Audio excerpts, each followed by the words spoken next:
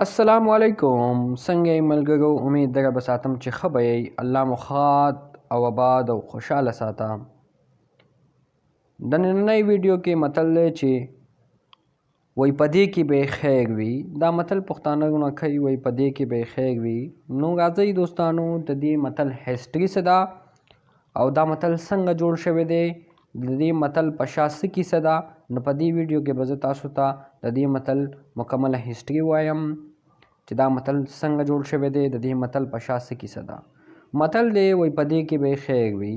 ویل کېږي چې پخوا زمانه کې یو باچا اوسېدو او د دې باچا سره به یو وزیر هم اوسېدو او دا وزیر په دې باچا باندې ډېر زیات ګران او د دې تعلق لکه د ملګرو په شان هم و.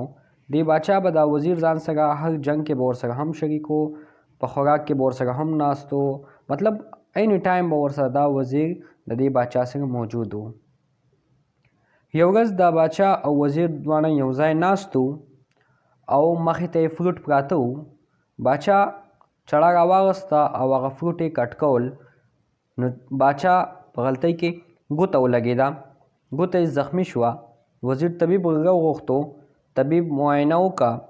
چې طبیب معاینه وکړه، طبیب ورته وویل چې دا ګوته به د باچا نه کټ کوو.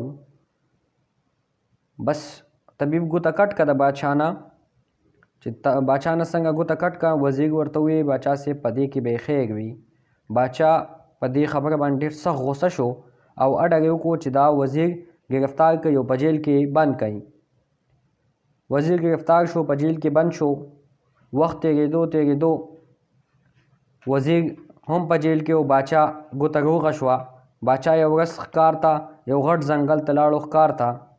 هلته کې په یو ځنګلي قبیلې باندې پیښ شو، د ادمخورو په قبیلې باندې، چې د هغوی دې رونیسلو او هغوی دې حلالولو. خو د هغوی دا رواج و چې هغوی به اول کس ونیسلو، هغوی به خپل عبادتونه ورته کول او هغوی به خپلو خدایانو ته دا قرباني کولو.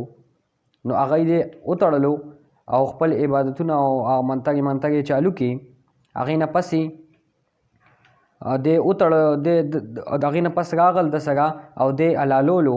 چې څنګه یو کس پکې دې ولیدو باچا چې د ده ګوته کټ وه، نو هغوی هم لکه زمونږ په شان مونږ چې څنګه څاروي ته ګورو چې یاره دې کې څه کمې ممې، نو هغه شی مونږ نه حلالوو.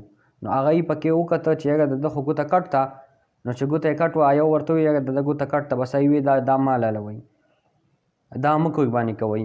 بس هغه دی پرېښودو، یو څو ګزارونه یې وکړه او دی یې راوشړلو.